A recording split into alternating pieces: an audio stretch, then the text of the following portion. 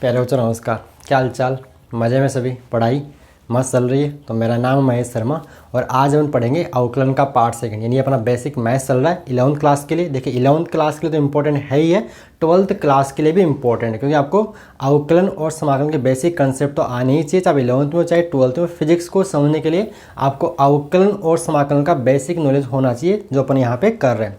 तो 11th class को तो पढ़ना ही पढ़ना है और 12th को भी पढ़ना है, अगर नहीं आता है तो देखिए अवकलन अभी बेसिक मैथ्स के अपन यहाँ 4 लेक्चर कर चुके हैं। लेक्चर फर्स्ट और सेकंड में अपने ट्रिग्नोमेट्री के बारे में पढ़ा था, त्रिकोणमिति के बारे में पढ़ा था। लेक्चर थर्ड के अंदर अपन ने लघुगणक लॉग के बारे में पढ़ा था। लेक्चर फोर्थ के अंदर अपन ने अवकलन सीखा था कि अवकलन करते कैसे, फिर उसको अपन फर्स्ट ऑर्डर डेरिवेटिव एक ही बार अवकलन वहाँ पे किया था। आज जो करेंगे अपन, आज करेंगे हायर ऑर्डर डेरिवेटिव, इसको बोलते हैं उच्च क्रम के अवकलन।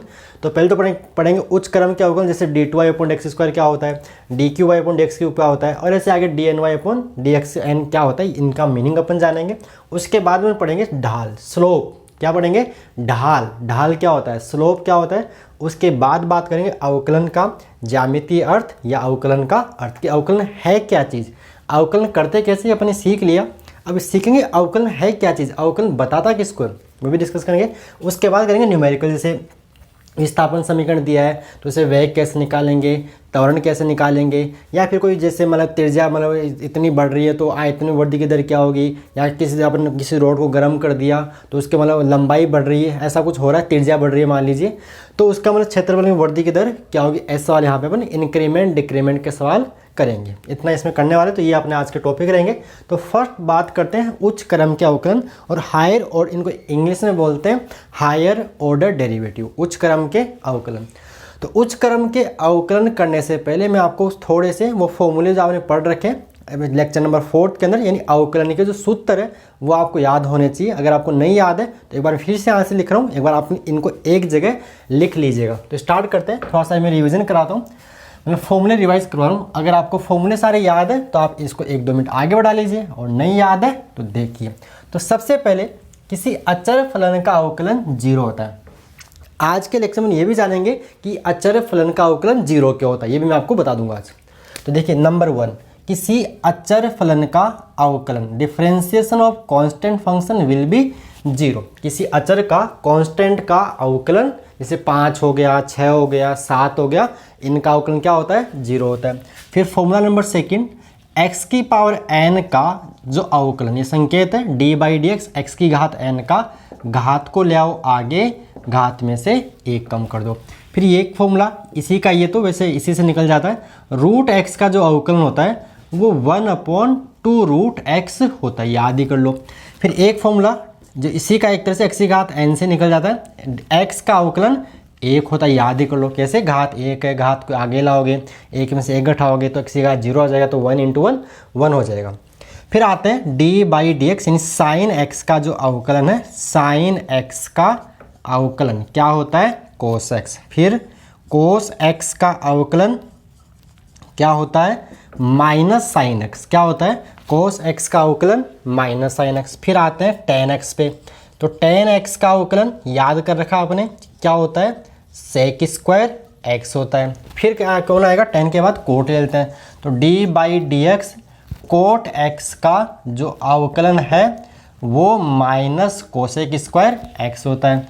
फिर sec x का अवकलन क्या होता है? sec x इंटू में tan x। sec x का अवकलन होता है sec x इंटू में tan x होता है। फिर कौन आएगा?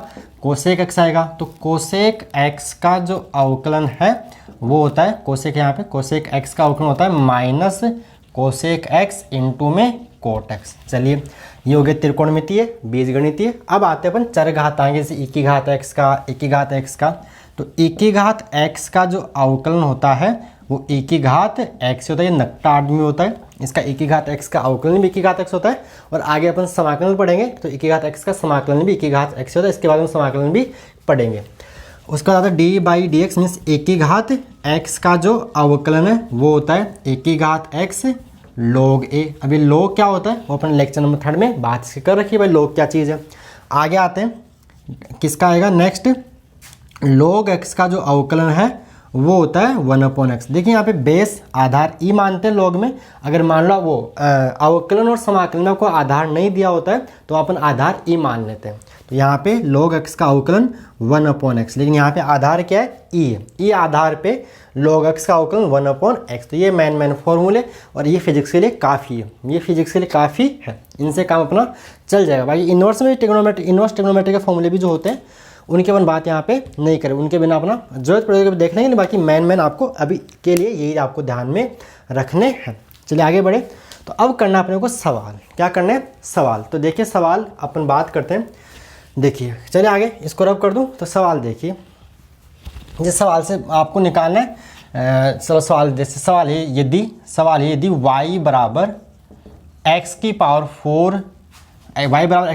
4 है तो d2y अपॉन dx स्क्वायर का मान ज्ञात करो। ये सवाल है, ये क्या है, सवाल। तो देखिए पहली बात तो इसका मतलब क्या है, इसका मतलब घात नहीं, इसका मतलब ये है कि दूसरे क्रम का अवकलन, यानी 2 बार अवकलन करना है। कितनी बार का अवकलन करना है, 2 बार। स्टार्ट करते आएगा। अभी सवाल समझिए, आराम से भी समझ में आ जाएगा, सवाल पूरा करो अपने आप आ जाएगा। तो चलो सॉल्व करते हैं। तो सॉल्यूशन देखिए इधर, सॉल्यूशन। तो सॉल्यूशन देखिए आपको दिया क्या, y बराबर x की पावर 4। तो पहले क्या निकालना पड़ेगा, dy/dx। तो dy/dx क्या होगा, जानते हो, dy/dx यानी y का x के सापेक्ष अवकलन। क्या आएगा, x की पावर 4। तो जानते हो घात आगे और घात में से एक कम कर दो। कौन सा फॉर्मूला लगा दिया, ये वाला, x की घात n वाला, घात आगे घात में से एक कम करो। तो देखिए घात 4 आगे और 4 में से एक कम कर देगा 4x3। तो आपको dy/dx की जो वैल्यू मिलेगी, क्या मिलेगी, 4x3। तो ये तो मिल गया dy/dx। लेकिन अपने को इन्होंने dy/dx नहीं पूछा, इन्होंने क्या पूछा, इन्होंने पूछा है कि d2y/dx² बताओ, d2y/dx²। तो इसको क्या करना पड़ेगा, इसको इसका फिर से अवकलन करना पड़ेगा। इन जो आपने अवकलन किया ना, अवकलन का इसका फिर से कर दो अवकलन। तो क्या करोगे, पुनः x के सापेक्ष अवकलन करने पर, पुनः x के सापेक्ष, अभी एक बार मैं पूरा लिखता हूँ, उसके बाद में शॉर्ट में सीधा लिखूंगा। एक बार पहला सवाल मैं आराम से पूरा लिख रहा हूँ, उसके बाद शॉर्ट में सीधा लिख देंगे, बस समझाने के लिए। पुनः x के सापेक्ष अवकलन करने पर, तो फिर से कर दो। तो देखिए इसका भी करो अवकलन, यानी d/dx, इसका dy/dx का करो अवकलन। तो इसका भी करना पड़ेगा। तो d/dx 4x3। तो देखिए ये बन जाएगा d2y, क्या बन जाएगा, d2y/dx², d2y/, एक बार मार्कर में, चलिए d2y/dx²। देखिए यहाँ पे 4 तो हो जाएगा बाहर, और x की घात 3 का कितना हो जाएगा, घात आगे और घात में से एक कम कर दो। तो क्या हो गया, देखिए 4 × 12। तो d2y/dx² का मान मिलेगा 4 × 12 x²। ये आ गया d2y/, ये अपने को चाहिए था। तो इसका देखिए मतलब, इसका मतलब घात 2 नहीं है, इसका मतलब घात 2 नहीं, ये बता रहा है कि आपने दूसरी बार अवकलन किया। इसे बोलते हैं द्वितीय क्रम का अवकलन, द्वितीय क्रम का अवकलन। आंसर आ गया। मान लो अपने से ये मान लो अपने को निकालना है, मान लो अपने निकालना dy3/dx3। तो इसका मतलब क्या हो गया, तीसरी बार अवकलन कर दो। तो कर दो अवकलन। अब मैं सीधा बता रहा हूँ, 12 तो कांस्टेंट, तो कांस्टेंट गुणा में रहेगा, x की घात 2, घात आगे आ जाएगी और 2 में से एक कम कर दो, कितना आएगा, 24x आ जाएगा। भाई 12 दूना 24x। मान लो अपने से ये आगे और पूछे, जैसे मान लो अपने को, इसके बाद मैं यहाँ लिख रहा हूँ, मान लो अपने d4y/dx⁴ पूछे, यानी चौथा अवकलन। तो इसका फिर से कर दो अवकलन। तो 24x का, तो 24 तो कांस्टेंट और x का हो जाएगा 1 हो जाएगा, x का अवकलन क्या होता है, 1 हो जाएगा। तो आगे 24 आ गया। मान लो अपने से पूछा इसने, मान लो d5y/dx⁴ पूछ रहा, तो इसका 0 हो जाएगा। भाई तो कांस्टेंट है, नियत है, और नियत राशि का अवकलन क्या होता है, 0। तो आई होप अब आपको समझ में आ गया। ये लिखा हुआ है, इसका मतलब दूसरी बार अवकलन, ये लिखा हुआ है, इसका मतलब है तीसरी बार अवकलन, ये लिखा हुआ है, इसका मतलब है चौथी बार अवकलन, ये लिखा हुआ है, इसका मतलब है 5वीं बार अवकलन। ऐसे 6, 7, 8, मतलब जैसे मैंने लिखा था ना n का मतलब है nवीं बार, 5वीं बार, 6ठी बार, 7वीं बार, 8वीं बार, 9वीं बार। तो ये होता है आपका, बस सिंपल, कुछ नहीं है। तो ये बाकी देखिए तरीका ये रहेगा। अब तो फंक्शन चेंज होगा और उसके अकॉर्डिंग मीन सवाल चेंज होगा, बाकी तरीका ये। हालांकि फिजिक्स में अपने को मैक्स टू मैक्स जो दूसरे अवकलन की पढ़ती है, तीसरे को बाई चांस पढ़ जाए तो पढ़े, नहीं पढ़ने वाली। किस कहाँ तक, दूसरा अवकलन अपने को आना चाहिए। बाकी अगर आप मैथ्स में हो तो आपको ये हायर ऑर्डर डेरिवेटिव ऐसे निकलते हैं। तो क्लियर। अब आगे आपकी मर्जी जहाँ तक करना वहाँ तक कर लीजिए। तो मेन तो अपना फिजिक्स का काम तो यहीं तक हो जाएगा। तो आप इतना ये एग्जाम्पल नोट करो, फिर अपन सवाल कर जिससे आपकी प्रैक्टिस हो जाए। बस आपकी प्रैक्टिस करवा देते हैं, बाकी तरीका तो ये रहने वाला है। तो सेकंड और हायर ऑर्डर मतलब इसको सी हो गया, second order, third order, fourth order, कौन सा फोर्थ ऑर्डर, फिफ्थ ऑर्डर है, ऐसे nth ऑर्डर चलता जाएगा क्रम। चलिए सवाल करें तो एक दो सवाल और करते हैं, उसके बाद अपन जैसे आपकी प्रैक्टिस है तो आप इसको मैं रख कर दूँ, हटा दूँ इसको ऐसे। ओके चलिए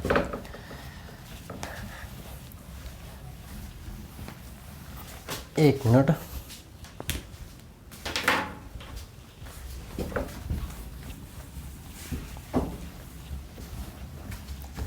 तो देखिए आगे सवाल देखिए। नेक्स्ट सवाल आपको ये दे रखा है। सवाल ये यदि क्या है, y बराबर मान लो दिया आपको सवाल है, मान लीजिए क्या दे रखा है, मान लीजिए दे रखा है x² प्लस 4x प्लस 6 दे रखा है। और करना क्या आपको, अपने को मान निकालना किसका, d2y अपॉन dx² का मान निकालना। आसान कर लीजिए। तो पहले क्या करोगे, अब देखिए सीधा करो, अब ज़्यादा लिखेंगे ज़्यादा नहीं, पहले निकाल लो dy/dx। क्या निकाल लो, dy/dx। तो dy/dx देखिए क्या आएगा, x की घात 2 का 2x। अब सीधा करना है, वैसे बार बार नहीं, ऐसे घात आगे घात में से एक कम, 4x का 4 तो कांस्टेंट, x का हो जाएगा 1, 6 का हो जाएगा 0। अचर राशि का अवकलन क्या होता है 0। तो यहाँ से आपको dy/dx की वैल्यू क्या मिलेगी, 2x प्लस 4 मिल जाएगी। ये आ गया dy/dx। मान लो अब निकालना सेकंड ऑर्डर डेरिवेटिव, निकालना तो वो था अपने को, तो इसको फिर से कर दो अवकलन। तो d2y अपॉन dx² के लिए क्या कर दो, इसका दोबारा से अवकलन। तो 2 तो कांस्टेंट गुणा में रहेगा, x का हो जाएगा 1 और 4 अकेला, तो अचर राशि का अवकलन क्या होता है अकेले का 0। तो d2y अपॉन dx² का मान कितना मिला आपको, 2 मिल गया। ठीक है, और सवाल करते हैं। जैसे मान लो आपको देखा है, यदि गिवन मान लो एग्जाम्पल है कि s इज इक्वल टू मान लो गिवन आपको t³ plus 4t² plus t plus 7 given है, मान लीजिए गिवन है। और आपको निकालना किसका मान है, आपको d2s बटे में dt² का मान निकालना। तो देखिए अब ये वेरिएबल चेंज हो सकता है। पहले यहाँ था xy था, अब s और t के रूप में लिया। s वाला आपको मिलेगा, ये विस्थापन दिया होगा, और वेग पूछेगा, त्वरण पूछेगा। एक तरह से त्वरण है, मान लो विस्थापन समीकरण है तो ये त्वरण है, वो बाद में बात करें। अभी तो सोल्व करना है, तो पहले क्या निकाल लीजिए, पहले निकालो ds/dt का मान। क्या निकालो, पहले ds/dt निकाल लो। मतलब आपको निकालना क्या है, s का t के सापेक्ष दूसरा अवकलन निकालना। तो पहले आप ds/dt यानी s का t के सापेक्ष अवकलन करो। क्या आएगा, 3t² घात आगे घात में से कम प्लस 4 तो गुणा में, और t² यानी घात 2 आगे घात में से कम कर दो, तो 2 में से 1 गया तो 1 बचेगा।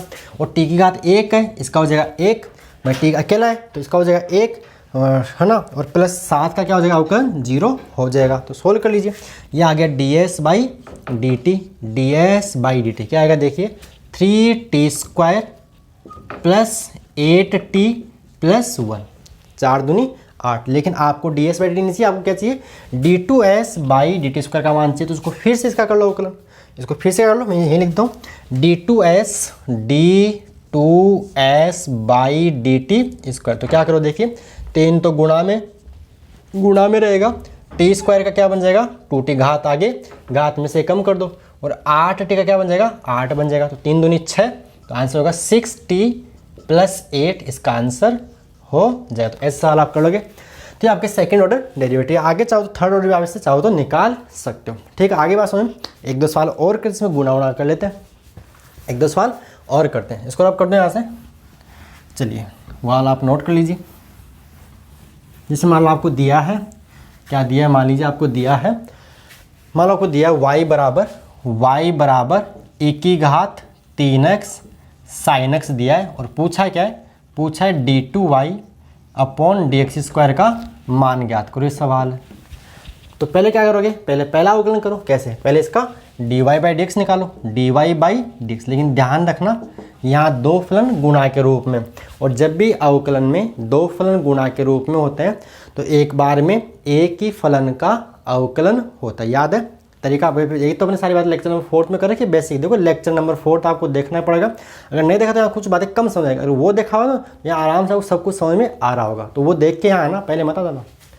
तो dy/dx, तो e की घात 3x, देखो यहाँ पे एक तो फलन e की घात 3x, एक है sin x। तो एक बार में एक ही फलन का अवकलन करना। देखिए पहले करते हैं 1 की घात 3x का, तो 1 की घात 3x का 1 की घात x ही होगा, और साथ में देखो x के साथ गुणा में क्या है 3, तो ये 3 गुणा में बाहर आ जाएगा। ऐसा कन्फ्यूज नहीं करते आपको, इसको अभी सिंपल 1 की घात x ही कर लेते हैं, 1 की घात x sin x का। तो देखिए ये दो फलन है, तो पहले करो 1 की घात x का, 1 की घात x ही होता है, और sin x रहेगा कांस्टेंट। फिर 1 की घात x का हो गया, तो 1 की घात x को कांस्टेंट, और sin x का अवकलन क्या हो जाएगा cos x हो जाएगा। ये हो गया इसका पहला अवकलन। क्या हो गया? पहला अवकलन। अब निकालना है दूसरा, तो निकाल लो इसको d2y अपॉन dx²। इसको दोबारा से कर दो अवकलन। देखिए 1 की घात पहले करते 1 की घात x का, अब 1 की घात x का तो अवकलन 1 की घात x ही होता है, उसका क्या करें? ऐसा ही रहेगा, और sin x गुणा में ऐसा कैसा रहेगा। फिर देखिए 1 की घात x का हो गया, तो 1 की घात x ऐसा कैसा, और sin x का अवकलन cos x। चलिए यहाँ आते हैं, अब यहाँ देखिए पहले किसका करना पड़ेगा 1 की घात x का, तो 1 की घात x और cos x गुणा में ऐसा कैसा लगा। और अब इसका हो गया, अब होता है इसका, होता है यही है, इसका होता है क्या करें 1 की घात x का 1 की घात x cos x। इसका हो गया देखिए अब 1 की घात x कांस्टेंट और cos x का अवकलन माइनस sin x। तो देखिए यहाँ पे 1 की घात x sin x प्लस का आएगा, और यहाँ से माइनस का बन जाएगा भाई, ये प्लस ये माइनस प्लस, तो ये से कट जाएगा, तो क्या बचेगा 1 की घात x cos x प्लस 1 की घात x cos x। तो आपको d2y अपॉन dx² का मान क्या मिल जाएगा? ये मिल जाएगा 2 1 की घात x cos x, 2 यानी 1 की घात x cos x प्लस ये वाला। तो ये आपका आंसर आ गया। बोलो क्लियर है?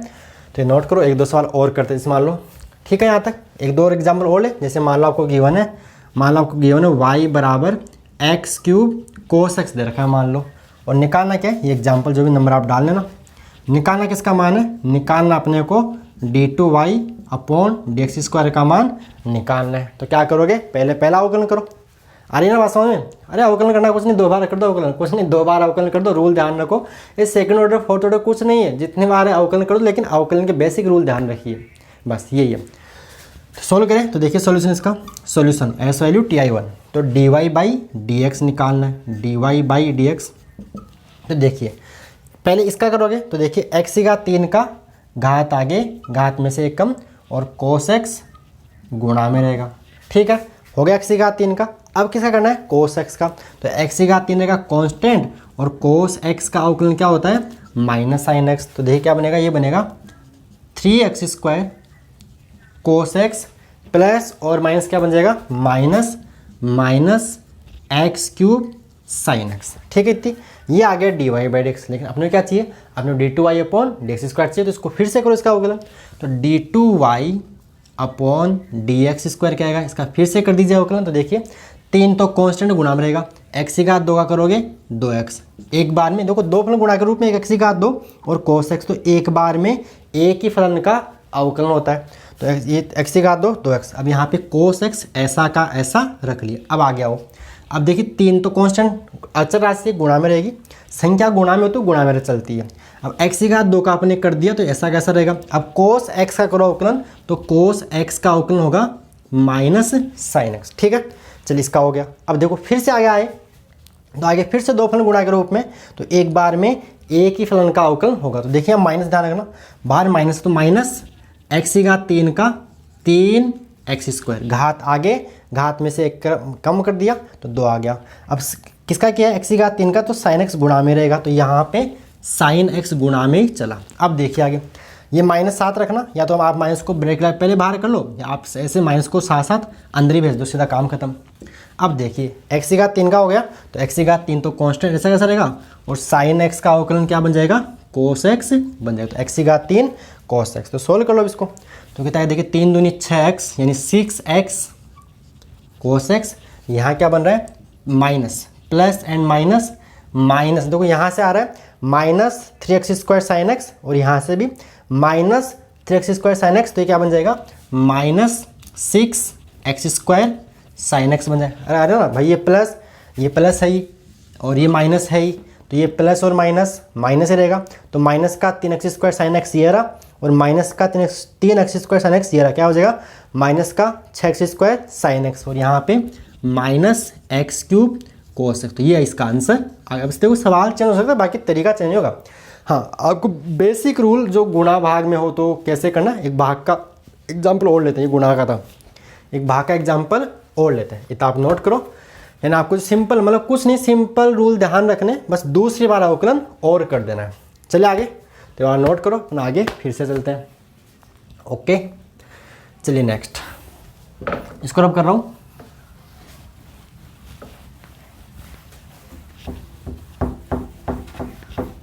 जिससे मान लो आपको दिया है, क्या दिया आपको, मान लीजिए आपको दिया, क्या दिया है, मान लीजिए क्या दिया आपको, मान लो क्या दिया है, मान लो एक सिंपल और करते हैं एक बार। y बराबर मान लो आपको दे रखा है log sin x, इसमें थोड़ा चैन रूल लगेगा, इसमें क्या लगेगा चैन रूल।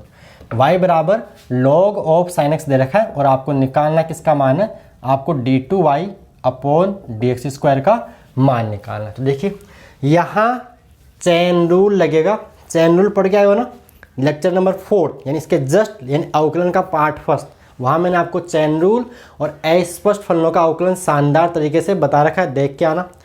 तो देखिए यहाँ पे चैन रूल लगेगा, हालांकि मैं बताऊंगा ऐसी कोई बात नहीं है, लेकिन फिर भी आपको पहले देखा हो तो अच्छा होगा, बेटर होगा। तो सोल्व करते हुए देखिए पहले अपन क्या निकालते हैं, पहले निकालते हैं dy बाई डी एक्स। तो देखिए पहले किसका होगा, लोग का।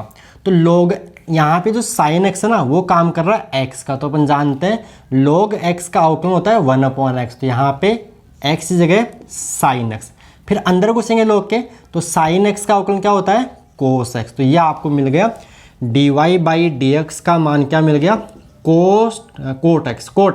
कोस अपॉन साइन क्या होता है भाई 1 into cos X upon sine X क्या होता है कोट एक्स। लेकिन अपने को क्या चाहिए, अपने को चाहिए d2y अपॉन डी एक्स, दूसरी बार करना अवकलन। इसका मतलब क्या होता है दूसरी बार अवकलन। तो कोट एक्स का अवकलन क्या होता है माइनस कोसेक स्क्वायर एक्स। तो आसान सवाल मैंने आपको करवा दिया, ठीक है, कोई डाउट इसमें।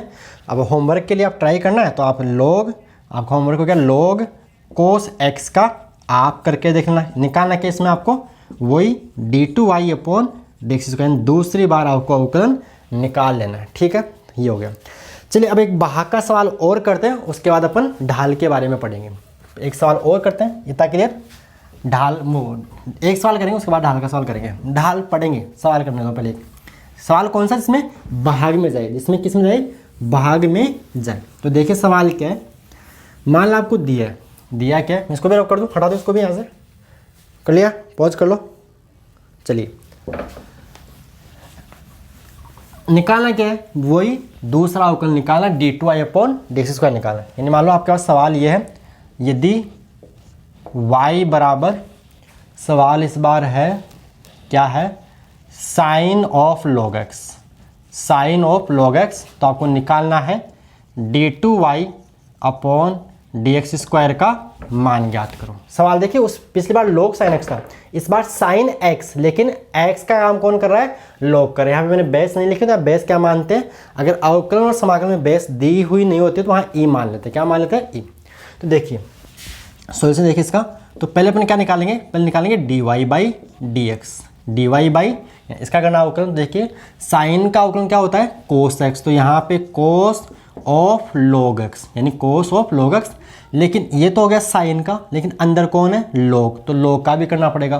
तो log x का अवकलन क्या होता है 1/x, log x का अवकलन 1/x। तो आपको dy बाई डी एक्स की वैल्यू जो मिलेगी वो मिलेगी कोस of log x upon x। ये तो आ गया dy बाई डी एक्स, लेकिन अपने को निकालना क्या है, d2y upon D x square निकालना। इसका फिर से क्या कर दो, इसका दोबारा से फिर से कर दीजिए अवकलन, दोबारा से फिर से कर दीजिए अवकलन। तो क्या करें, d2y upon D x square का मान निकाला, करो अवकलन। अब देखिए यहाँ कौन सा आ गया, u बटा v वाला, भाग वाला।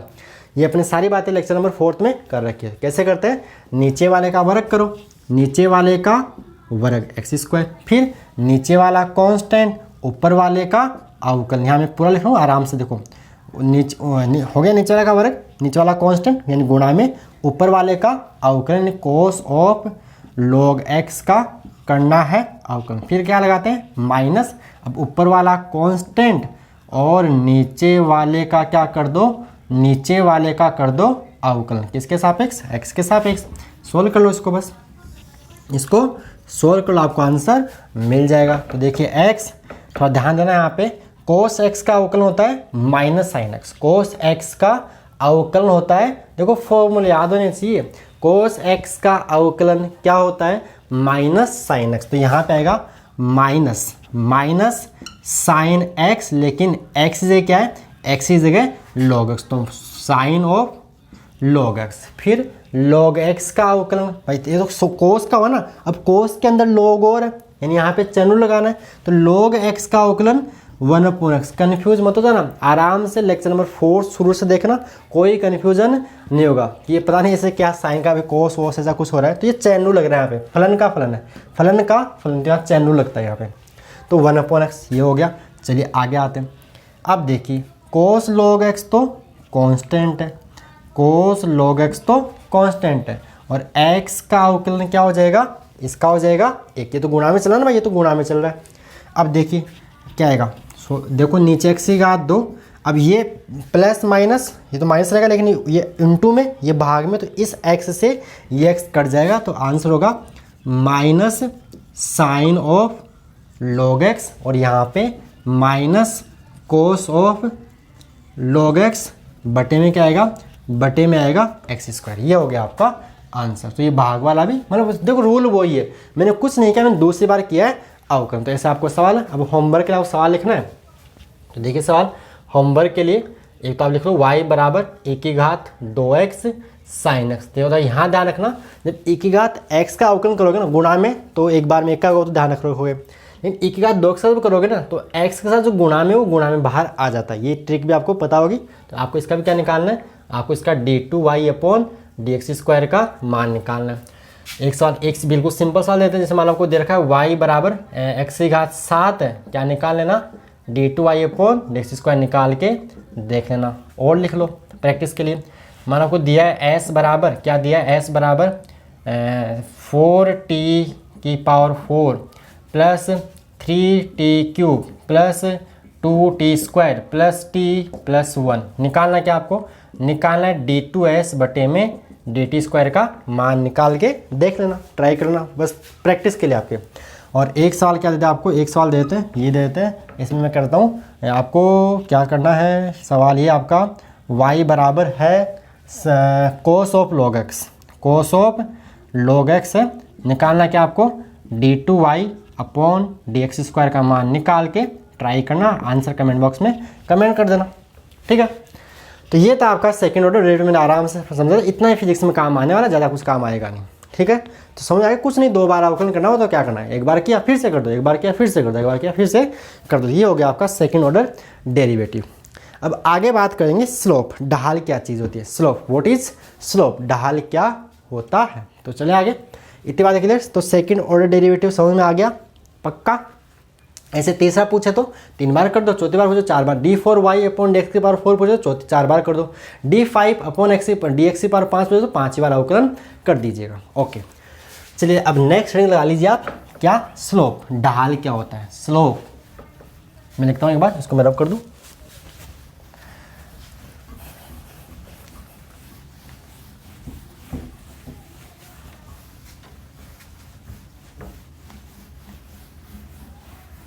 तो नेक्स्ट हेडिंग क्या आएगा, स्लोप।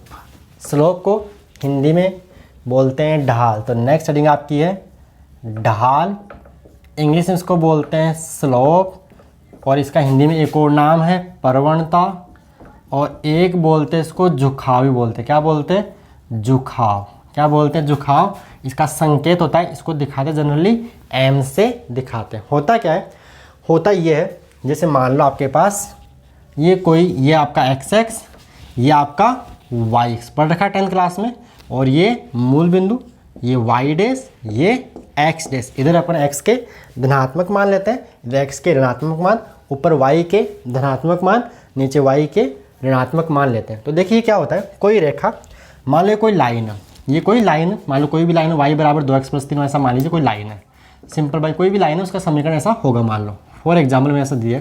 अब ये रेखा x के साथ धनात्मक दिशा में जो कोण बनाती है, इस कोण के tan को बोलते हैं ढाल। तो ढाल क्या होती है, ढाल को दिखाते हैं किससे, m से, और m होता है tan थीटा। tan क्या होता है, लंब बटे आधार, यही होता है ढाल, सिंपल परिभाषा। अगर आपको लिखना है तो आप लिख सकते हो, कोई रेखा x के साथ धनात्मक दिशा में, कोई रेखा x के साथ धनात्मक दिशा में जो कोण बनाती है, उस कोण के tan को, उस कोण के tan को, यानी ब्रैकेट में tan थीटा को ढाल कहते हैं।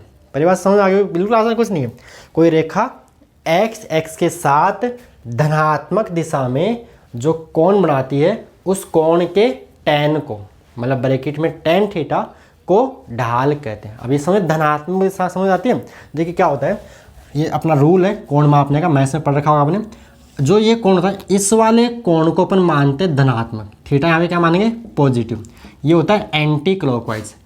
एंटी क्लॉकवाइज मतलब घड़ी के, भाई घड़ी चलती है आपकी ऐसे, तो घड़ी के उल्टा जो कोण मापते हैं उसको बोलते हैं एंटी क्लॉकवाइज, और हिंदी में इसको बोलते हैं वामावर्त। यानी वामावर्त दिशा में मापा गया कोण अपन धनात्मक मानते रूल साइन कन्वेंशन रूल बना रखे हैं। इसको प्लस मानेंगे, इसको मानेंगे माइनस। मान लो मैं इसको मानूं माइनस, आप बोलो इसको प्लस मानेंगे, तो गड़बड़ हो जाएगी ना, लड़ाई हो जाएगी। उस लड़ाई से बचने के लिए फिक्स कर लिया आपने कि इस वाले कोण को आज से धनात्मक मानेंगे और इस वाले कोण को आज से ऋणात्मक मानेंगे। ठीक है, किसको, यानी जो क्लॉकवाइज कोण होता है ना, क्लॉकवाइज मतलब ये वाला एरो, देखिए एरो से पता चलता है ये रो ऊपर ये एरो नीचे, इसको बोलते हैं, इसको बोलेंगे ACW शॉर्ट में एंटी क्लॉकवाइज, इसको बोलते हैं क्लॉकवाइज। क्लॉकवाइज का हिंदी में मतलब होता है दक्षिणावर्त। क्या होता है, दक्षिणावर्त, शॉर्ट में बोलते हैं CW, यानी घड़ी की दिशा में।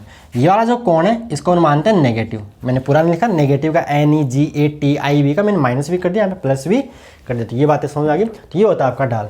ठीक है, कोई रेखा किसके साथ, x के साथ धनात्मक दिशा में जो कोण बनाती है उस कोण के tan को हिंदी में स्पर्शा बोलते हैं। कहीं स्पर्शा को आप तो सीधा सिंपल भाषा में समझो, इस कोण का जो tan होगा, tan इसे बोलते हैं ढाल बोलते हैं। ढाल के दो चार नाम और है, प्रवणता भी बोलते हैं, झुकाव भी बोलते हैं, स्लोप इंग्लिश में बोलते हैं और ढाल हिंदी में अपन बोलते हैं। कितना झुकाव है, ढलान, ढलान समझो, देखो ढलान, ये ढलान है, ढलान, ऐसे ढलान, ढाल वही है। तो tan क्या होता है, लंब बटा आधार।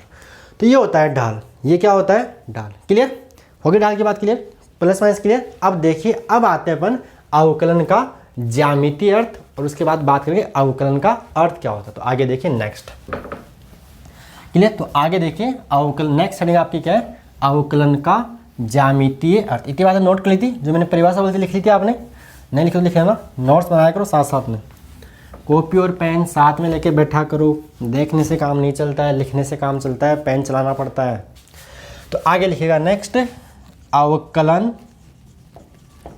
का ज्यामितीय अर्थ। अवकलन का ज्यामितीय अर्थ यानी ज्योमेट्रिकल मीनिंग ऑफ डिफरेंशिएशन। तो देखिए अवकलन अपने को बताता है y और x के मध्य खींचे गए ग्राफ पर। अवकलन क्या बताता है, अवकलन बताता है y और x के बीच में कोई ग्राफ खींचे, उस ग्राफ के किसी बिंदु पर खींची गई स्पर्श रेखा का ढाल बताता है। तो मैं आपको लिखवाता हूँ, पहले आप पहले समझ लिख ही लो वाली बात। लिखो, क्या लिखोगे, अवकलन, अवकलन अभी समझाऊंगा पूरा, एक बार लिख लो। अवकलन, अवकलन y व x के, एक बार परिभाषा लिखो, समझ में आएगा, पूरा ढंग से आएगा। अवकलन y व x के मध्य खींचे गए ग्राफ, खींचे गए ग्राफ के किसी बिंदु पर, खींचे गए ग्राफ के किसी बिंदु पर खींची गई स्पर्श रेखा, खींची गई स्पर्श रेखा के ढाल को व्यक्त करता है। ये बताता है आपका अवकलन। देखिए क्या बताता है, यानी आप ऐसा समझो, dy by dx gives us y versus dy by dx gives us slope of y versus x करो, y versus x करो। ठीक है, ये बात है, समझ आ गया कि अपन y और x के बीच में कोई ग्राफ खींचे। मान लो आपने कोई ग्राफ खींचा, या आपने कोई ग्राफ खींचा, ठीक है, जिस मान लो कोई ग्राफ खींचा, तो ये मान लो इस बिंदु पर, अब देखो ये तो सरल रेखा है, अब ये तो बन गई स्पर्श रेखा। तो मान लो इस बिंदु ढाल निकालना, तो यहाँ क्या करो आप, यहाँ x मान लाइन खींचो, अगर ये कोण थीटा, तो भी क्या होगा, थीटा होगा, तो m बराबर, अब चलो कोई बात नहीं, ये लाइन समझ आ गई। अब कौन क्या बताता है, y और x के बीच में खींचे गए ग्राफ के किसी बिंदु पर खींची गई स्पर्श रेखा के ढाल को व्यक्त करता है। ये आपका अवकलन। अब और डिटेल समझते हैं। जैसे मान लीजिए आपके पास, अब देखिए एक मैंने ग्राफ बनाया, ये मैंने मान लीजिए एक्स एक्स, ये मान लीजिए मैंने वाई एक्स। तो देखिए अवकलन की जरूरत क्यों पड़ रही है भाई, ढाल तो बस सीधा ये टेन थीटा, तो m बराबर टेन थीटा निकाल लेंगे। अवकलन की जरूरत कहाँ पड़ी, अवकलन की जरूरत पड़ी क्यों ढाल निकालने में। जैसे भाई ध्यान लंब, ये मान लो लंब हो जाएगा, ये आधार हो जाएगा, इसको त्रिभुज बना देंगे अपन, लंब बटा आधार निकालेंगे। ठीक है, आपकी बात मान रहे हैं, इतनी बात आपकी सही है। तो मान लो मैंने, अब देखिए यहाँ मैं अगर ढाल निकालना चाहूँ तो यहाँ क्या करूँ, एक्स एक्स समांतर रेखा कैसे लूँगा, ये दोनों रेखा समांतर हो जाएगी, तो ये दोनों संगत कोण हो जाएंगे, तो जितना कोण होगा उतना कोण ये हो जाएगा। यहाँ पे m बराबर टेन थीटा हो गया। लेकिन बच्चों ये जो ग्राफ है वो ग्राफ है नियत ढाल का ग्राफ, नियत यानी इसके ढाल में कोई परिवर्तन नहीं हो रहा है, कांस्टेंट स्लोप। ये कौन सा है, कांस्टेंट स्लोप है, कांस्टेंट स्लोप। लेकिन मान लो आपके पास मैंने ये ग्राफ दिया, कौन सा ग्राफ दिया, मान लो ये आपका एक्स एक्स और मान लो ये आपका वाई एक्स, ये आपका मूल बिंदु ओरिजिन। इतनी बात समझते हो। मान लो मैंने आपको ग्राफ दिया कौन सा वाला, मान लो ये आपके पास ग्राफ है, ये आपके पास मान लीजिए ग्राफ है। अगर मैं मान लो बिंदु P पर आपसे ढाल पूछूं तो आप क्या करोगे, बिंदु P पर खींचो स्पर्श रेखा, बिंदु P पर खींचो स्पर्श रेखा, और ये स्पर्श रेखा एक्स एक्स का जो कोण बनाएगी दाहिने दिशा में वो इसका ढाल हो जाएगा। ठीक है, बात आपकी मान ली। अगर मैं यहाँ पे ढाल पूछूं तो भी तरीका वही है, बिंदु Q पर बना दो एक स्पर्श रेखा, क्या बना दो स्पर्श रेखा, और ये स्पर्श रेखा एक्स एक्स के साथ धनात्मक दिशा में जो कोण बनाएगी वो इसका ढाल हो जाएगा। तो अब यहाँ देखिए हर एक बिंदु पर, यहाँ हर एक बिंदु पर ढाल चेंज हो रहा है, यहाँ हर एक बिंदु पर ढाल चेंज हो रहा है। मान लो मैंने बिंदु R लिया, अगर मैं R पे मेरे को ढाल निकालना तो क्या करो, आप R पर खींचो स्पर्श रेखा, R पर क्या खींच दीजिए, एक बार डायग्राम आप सही बना लोगे, आप थोड़ा समझदार हो तो। मान लो R पे आपको ढाल निकालना है तो आप क्या करो, R पर खींच दो एक स्पर्श रेखा। अब ये स्पर्श रेखा एक्स एक्स का जो कोण बनाएगी वो आपका ढाल हो जाएगा। ठीक है, लेकिन ये होता है, इसको बोलते हैं परिवर्ती ढाल। ये हो गया आपका परिवर्ती ढाल का ग्राफ, वेरिएबल स्लोप। क्या बोलेंगे इसको, वेरिएबल स्लोप इसको इंग्लिश में बोलते हैं, SLOP। ठीक है, अब देखिए यही अपने अवकलन की जरूरत पड़ने वाली। अगर मैं आपसे पूछूं अवकलन क्या होता है, dy/dx, अगर मैं बिंदु P, Q और R पे में देखूं तो देखिए आपको ये दिख रहा है θ1 ग्रेटर देन θ2, मतलब θ1 लेस देन θ2 और θ2 लेस देन θ3। बोल सकते हो भाई देखिए ये कोण इतना है, फिर ये कोण बढ़ा, फिर ये कोण बढ़ा, तो θ3 का मान θ2 से ज़्यादा और θ2 का मान θ1 से ज़्यादा। अब देखिए इसका मतलब क्या हो गया कि tan θ1 greater less than tan θ2 less than tan θ3, यानी कोण आपको ही पता ना, tan के अंदर कोण बढ़ने पर tan का मान बढ़ता है, tan 0 0 होता है, tan 30 1/√3 यानी 0.5 सम 7 कुछ समथिंग आएगा 1/√3, और tan 45 होता है 1, और tan 90 का मान कितना होता है अनंत, यानी कोण बढ़ने पर tan का मान बढ़ता है। तो आप बोल सकते हो देखिए dy/dx बिंदु P पर छोटा है किससे, dy/dx बिंदु Q पर, और छोटा है dy/dx बिंदु R पर। कंसेप्ट क्लियर हो रहा है, यानी यहाँ पे ढाल बढ़ रहा है, यहाँ पे ढाल इतना है, फिर यहाँ ढाल बढ़ा, यहाँ ढाल बढ़ा। ढाल मतलब ढलान, ढाल मतलब ढलान, वो ये ढलान, ऐसे फिसल ढलान, वो फिसल पट्टी छोटी बच्चे छोटे स्कूल में होते ना, आप जब प्ले ग्रुप वगैरह में तो वहाँ फिसल पट्टी ढलान, वो ये ढलान पहले पढ़ रही बात।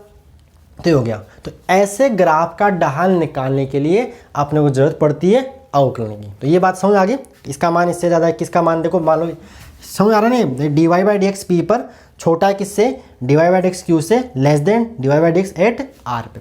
अब देखते हैं कि इसमें ढाल निकालेंगे कैसे। तो आइए ये तो आप नोट कीजिए, ये भी आप नोट्स में लिखते जाइए। ये हो गया नियत ढाल, ये हो गया परिवर्ती ढाल, यानी ऐसे ग्राफ का ढाल निकालने के लिए ही अपने को जरूरत पड़ती है अवकलन की। चलिए आगे, तो देखिएगा नेक्स्ट, चलिए इसको मैं रब करता हूँ। अब आगे अपन ये ग्राफ वापस लेंगे, उसमें अपन अवकलन को सीखते हैं कैसे। चलिए क्लियर, इतना नोट कर लिया था आपने, तो आगे देखिए नेक्स्ट, इसको मैं रब करता हूँ।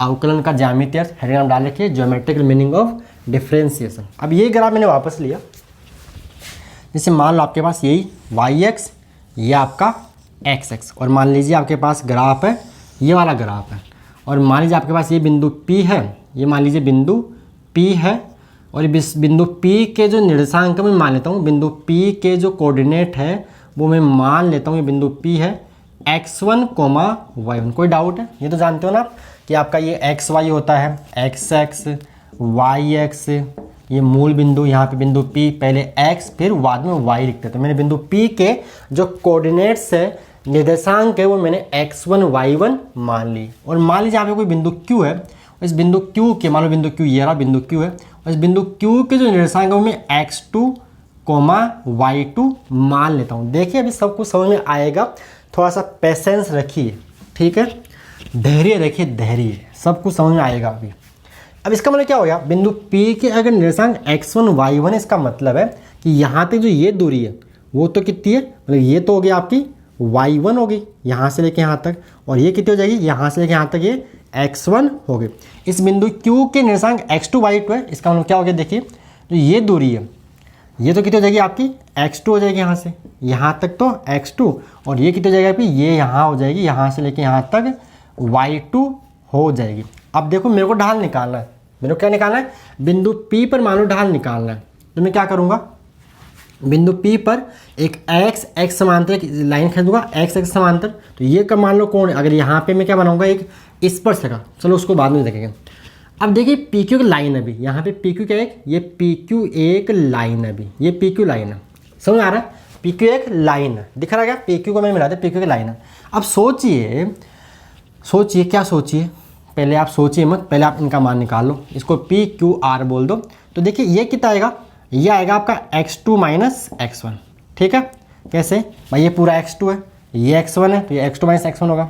ये पूरा y2 है, ये y1 है, तो ये आपका ये कितना हो जाएगा, ये आपका हो जाएगा y2, यहाँ से लेके यहाँ तक y2 माइनस y1 हो जाएगा। अब देखिए अगर मान लो Q चलता चलता P के पास आ जाए, यानी Q P को अप्रोच करे, Q P को अप्रोच करे, मतलब ये Q चलता चलता P पे आ जाए। मान लो देखो ये Q पहले यहाँ आ जाए, मान लो Q यहाँ आ गया, मान लो बिंदु Q यहाँ आ गया, तो ये लाइन ये बनेगी।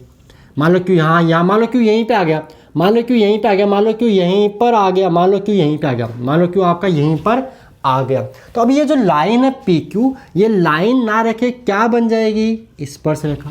पहले पढ़ रही है कि Q भागता भागता भागता P के पास आ गया, तो PQ एक लाइन ना रखे, इस ग्राफ पर बन जाएगी स्पर्शरेखा, इस ग्राफ पर बन जाएगी स्पर्शरेखा। ये कौन, थीटा, तो ये भी थीटा होगा, संगत कोण हो गए, ये दोनों समांतर रेखा, ये संगत कोण हो जाएगा। अब यहाँ पे जो ढाल है, ये बिंदु Q, देखो ये बिंदु Q आ गया, तो ये बिंदु P, अभी देखिए यानी जब बिंदु Q P के पास आ रहा है, तो इसका मतलब ये हो रहा है y2 माइनस, जो पहले y2 माइनस y इतना था वो इतना सा हो गया, मतलब इतना सा हो गया, यानी y2 माइनस y1 लगभग क्या हो गया, 0। इसे बोलते हैं y2 minus y1 tends to 0। अगर इस ग्राफ में बाहर निकालूं, इस वाले ग्राफ को मैं बाहर निकाल लूँ यहाँ पे, और मैं जूम कर दूँ इसको, मैं क्या उसको जूम कर दूँ, तो आपको दिखाई देगा ये, क्या दिखाई देगा, ये इस वाले को मैंने बाहर निकाल के जूम कर दिया, तो ये आपका है y2 माइनस y1, और ये आपका है x2 माइनस x1, और ये कौन है, थीटा। ये जो ग्राफ यहाँ दिख रहा है ना, इसको मैंने बाहर निकाला और जूम तो आप जानते हो, मोबाइल चला रहे हो, जूम करना जानते हो ना, तो इसको जूम कर दिया, मैं इस बड़ा कर दिया, मैग्नीफाइड कर दिया। तो y2 माइनस y1 जब Q P की ओर आता है, तो y2 minus y1 tends to 0 हो रहा है, यानी y2 माइनस y1 0 तो नहीं है, लेकिन y2 माइनस y1 का लगभग मान किसके बराबर, 0 के बराबर। अब देखिए जैसे जैसे Q P की ओर आ रहा है, तो y2 माइनस y1 0, तो x2 माइनस x1 भी घट रहा है, x2 माइनस x1 देखो पहले इतना था, ये घटता घटता यहाँ इतना ही आ गया। इसका मतलब क्या हो गया, this implies x2 minus x1 भी टेंड्स टू 0 होगा, 0 होगा। देखिए इतनी बात है, तो y2 minus y1 tends to 0 होता है, तो इस चीज़ को बोलते हैं dy। क्या बोलते हैं, dy। क्या बोलते हैं, dy। इसका मतलब है small change in y, small change in y, यानी y में बहुत ही कम अल्प परिवर्तन इन y, अल्प परिवर्तन इन y, यानी y में बहुत ही छोटा सा चेंज, बहुत ही छोटा सा परिवर्तन। और इसी प्रकार x2 minus x1 tends to 0, लगभग 0 तो नहीं लेकिन 0 के आसपास हो, इस चीज़ को बोलते हैं dx। क्या बोलते हैं, dx।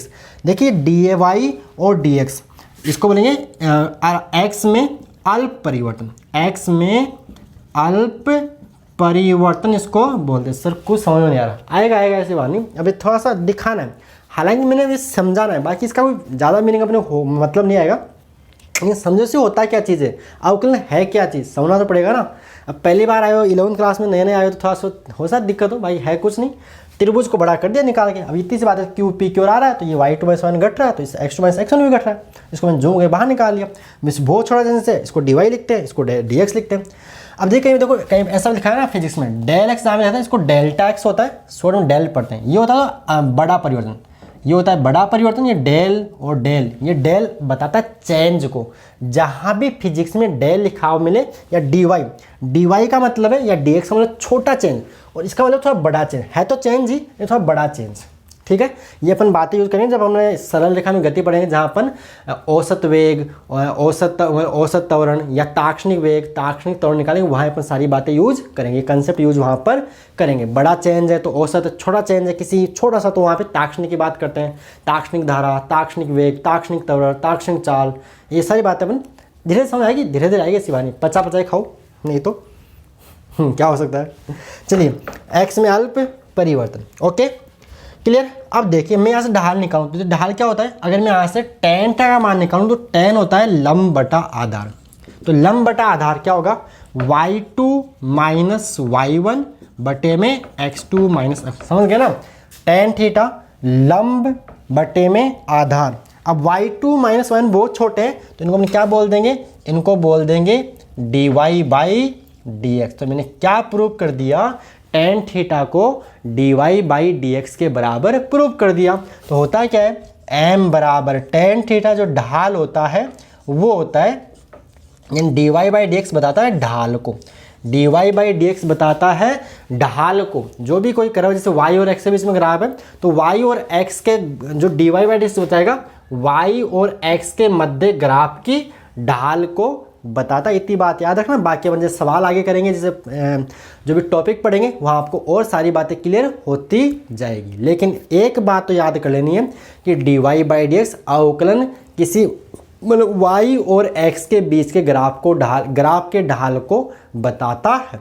क्लियर, ये बात आई होप आपको समझ में आ गई होगी। ठीक है, तो आप ये डायग्राम बनाओ, ये वाला वेरिएबल स्वरूप, ये मैंने एग्जांपल दिया था, अब ये आप लिख लीजिए। तो यहाँ से प्रूफ हो गया कि जब q p q आएगा तो y2 - y1 का मान 0 के आस, इसको बोलते हैं टेंड्स टू, क्या पढ़ते हैं इसे पढ़ते हैं टेंड्स टू, हिंदी में पढ़ते हैं अग्रसर हो रहा है। तो अग्रसर हो रहा है अजीब सा लग रहा है, टेंड्स टू पढ़ना है, क्या पढ़ना है, टेंड्स टू।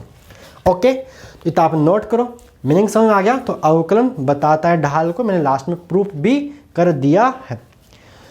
चलिए इसको मैं रब करता हूँ, और अब इसके बाद आपको मैं अवकलन का थोड़ा सा गणित भी समझाता हूँ। बीज गणित से भी, अलजेब्रा से भी अवकलन को समझाते हैं। बीज गणित, अलजेब्रा से भी अवकलन को समझाया जा सकता है। तो देखिए, अब देखिए मैं बात करता हूँ फंक्शन के रूप में, किसके रूप में, फलन के रूप में। जैसे मान लो आपको दे रखा है y बराबर f(x) दे रखा है, ये कोई फलन है, ये कोई फलन है। जैसे y बराबर x स्क्वायर, y बराबर x² + 4, ये फंक्शन है। अब देखिए यहाँ पे जो y है वो x पर डिपेंड कर रहा है, क्योंकि जैसे मान लो मैंने ये वाला फलन लिया, या मैंने मान लो ये ले लिया y बराबर x² + 4, अगर मैंने इसमें y x से 1 रखा तो मेरे को y का मान कितना मिलेगा, 5 मिलेगा। मैंने इसमें x से 2 रखा तो y का मान कितना मिलेगा, मेरे को 8 मिलेगा। इसमें 2 का वर्ग 4 + 4 8, यानी जो y है वो x पर डिपेंड कर रहा है। तो ऐसे में इसको बोलते थे, इस चीज़ को बोलते हैं इंडिपेंडेंट वेरिएबल। क्या बोलते हैं, इंडिपेंडेंट वेरिएबल इसको बोलते हैं। और y को बोलते हैं डिपेंडेंट वेरिएबल। y डिपेंड कर रहा है किसके ऊपर, x के ऊपर, डिपेंडेंट वेरिएबल। हिंदी में बात करूं तो इसको बोलते हैं स्वतंत्र चर, इसको बोलते हैं परतंत्र चर। ये डिपेंड है, जैसे आप अपने पेरेंट्स पे डिपेंड हो, ऐसे ये y x पर डिपेंड है। यानी y अपना मान खुद नहीं ले सकता, y को वो मान लेना पड़ेगा जो x ने ले लिया, यानी y को x की बात माननी पड़ेगी, y को वो मान लेने पड़ेंगे जो x ने ले लिए। तो इसको बोलते हैं x को इंडिपेंडेंट वेरिएबल, और y को बोलते हैं डिपेंडेंट, यानी y x पर डिपेंड कर रहा है। अब मान लीजिए x में कुछ चेंज हुआ, मान लीजिए आप x में आपने थोड़ा सा x में, मान लीजिए x में चेंज हो गया, x में चेंज मान लीजिए डेल x हो गया। क्या हो गया, डेल x हो गया। तो x में चेंज होने की वजह से y में भी चेंज होगा। x में मान लो थोड़ा बहुत चेंज हो गया, तो x में चेंज होने की वजह से y में भी चेंज होगा। तो जो y में चेंज है, y में चेंज को अपन मान लेते हैं डेल y। क्या मान लेते हैं? डेल y मान लेते हैं। जो भिन्न होती है, अब देखिए जो डेल y बटा डेल x जो भिन्न होती है, अगर यहाँ मैं लिमिट लगा दूँ कि x limit del x tends to 0, del x बहुत बहुत कम है, तो इस चीज़ को बोलते हैं dy बाई dx। इस चीज़ को बोलते हैं, ऐसी बातें भी आपको फिजिक्स में लिखी हुई मिलेगी। जब सरल रेखा में गति वगैरह पढ़ेंगे वहाँ पे ऐसे आपको समय ऐसे एक्सप्रेशन लिखे हुए मिलेंगे। लिमिट, इसे क्या बोलते हैं? Limit, LIMIT। लिमिट मतलब सीमा, वो वाली सीमा नहीं जो आप समझ रहे हो। लिमिट मतलब सीमांत मान। ये जो मैथ्स वाले पढ़ेंगे, बायो को ज़्यादा टेंशन लेनी है, होता वैसा ऐसा होता खत्म। ये लिमिट मतलब, इसका मतलब ये है कि डेल x बहुत बहुत छोटा है, डेल x टेंड्स टू 0, तो इस भिन्न को अपन dy बाई डी एक्स लिखते हैं। और कई बार जब चेंज निकालना होता है तो अपन डेल y बटा डेल x को अपन dy बाई डी एक्स लिख के यहाँ से अपन डेल y का मान dy by D X into में डेल x करके निकाल सकते हैं। जैसे मान लो आपको कोस 31 डिग्री का मान निकालना है, तो कोस 30 का अपन जानते हैं, ऐसा वाले से हो जाते हैं। इसको ऐसा भी करते हैं, कई बार चेंज वगैरह निकालने के लिए इसको इस तरीके से भी यूज कर सकते हैं। तो आप ये फॉर्मूले, ये इसका मतलब ये डी वाई बाई एक्स। और कई बार इसको अपन ऐसा भी सवाल करने के लिए, मान लो जैसे मान लो आपको x में परिवर्तन दे रखा है और y में परिवर्तन निकालना है, तो अपन D Y by D X into del X करके ऐसा परिवर्तन निकालते हैं। आपको सवाल भी, ऐसा सवाल भी आपको करवा देंगे बाद में। चलिए क्लियर, तो इतना अपन नोट कीजिए। अब अपन करते हैं अवकलन के ऊपर सवाल करने से, हाँ चलो सवाल ही करते हैं। चलो सवाल करें तो देखिएगा। नेक्स्ट आगे अपन करते हैं इसके सवाल, अवकलन के ऊपर आधारित कुछ समस्याएं, कुछ प्रॉब्लम्स। चलिए सवाल नंबर 1 जो ढाल से होगा, जो ढाल का ही सवाल होगा। करें सवाल, इसको अब कर दूं तो आगे देखिएगा। नेक्स्ट, मज़ा आ रहा है? आराम से पढ़ रहे हैं, बिल्कुल धीरे धीरे। नोट्स तैयार हो रहे हैं तो करते रहिए नोट्स साथ में तैयार। कोई भी डाउट हो कमेंट बॉक्स में पूछ लिया करो कमेंट करके। चलिए आगे सवाल ये है, सवाल ये है कि y बराबर 3x² minus 7x plus 5k, y बराबर 3x² minus 7x plus 5k बिंदु 1,2 पर खींची गई स्पर्श